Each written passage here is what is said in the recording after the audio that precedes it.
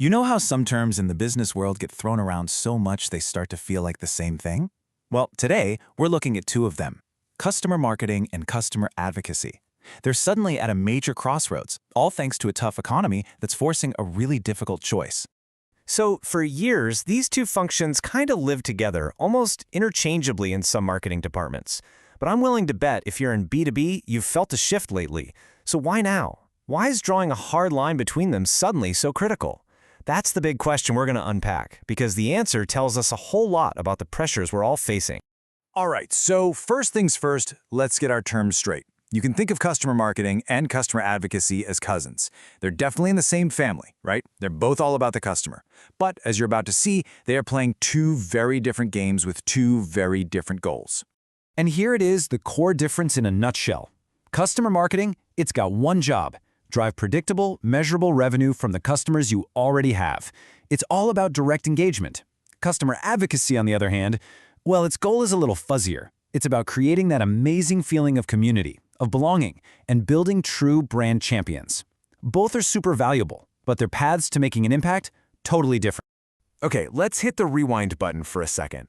To really get why things are changing so fast now, we need to understand how the whole modern advocacy movement started and, what it's really all about at its core.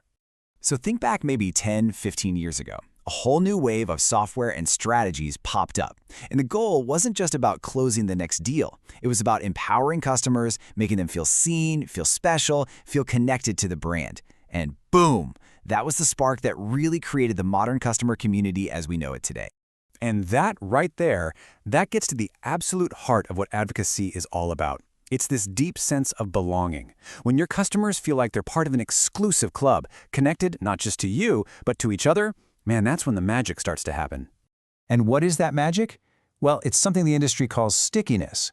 When customers are actually using your product, getting real value, and feeling that community vibe, they become incredibly loyal. They stick around.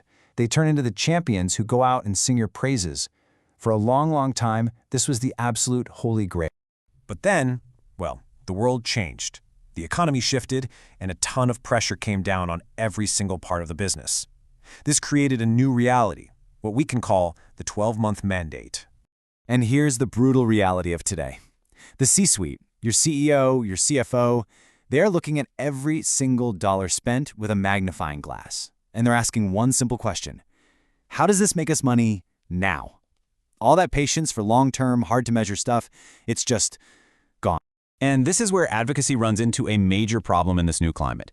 Building that incredible community and then trying to trace it all the way back to actual revenue, it takes time, a lot of time.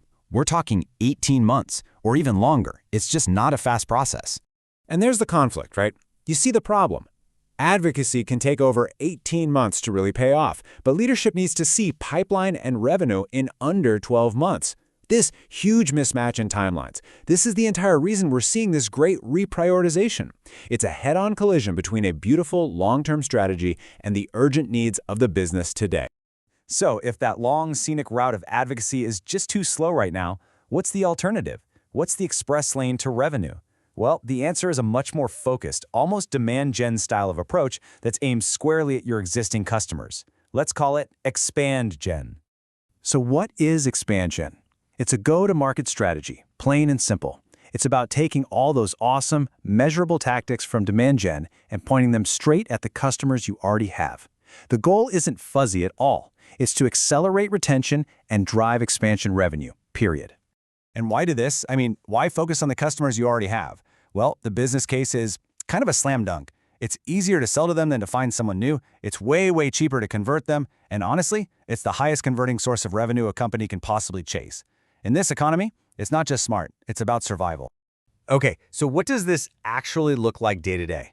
It's really a simple 4-step playbook. Step 1, make sure they're actually using the product. Step 2, proactively help them get the value they were promised. Step 3, that makes the renewal a no-brainer. And step 4, once you've earned their trust, you can drive expansion. It's logical, it's repeatable, and it leads straight to revenue. Okay, I know what you might be thinking. So we just ditch advocacy? And the answer is a big fat no. This isn't about replacing one with the other. It's about reprioritizing to create a much smarter, much more powerful partnership between the two. Let's be crystal clear here. This is not about killing advocacy. Not at all. It's about reprioritizing so you can survive now and thrive later. It's about getting the fast, predictable revenue you need to keep the lights on, which then gives you the stability to invest in that amazing long-term community building. If you need a simple way to picture this, just look at it like this. Both of these paths can get you to revenue. But expand gen, that proactive customer marketing, that's the fast lane. Advocacy is the beautiful scenic route. And in today's economy, you have to take the fast lane first just to make sure you have enough gas in the tank for the whole journey. And here's the real magic, the big aha moment in all of this.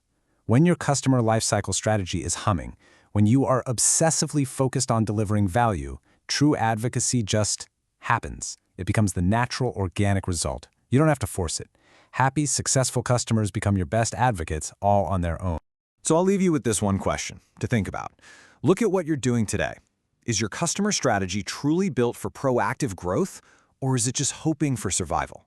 Are you actively driving the value that earns you advocates? Or are you just building a community and crossing your fingers it'll somehow lead to revenue down the line? The answer to that could very well define your future.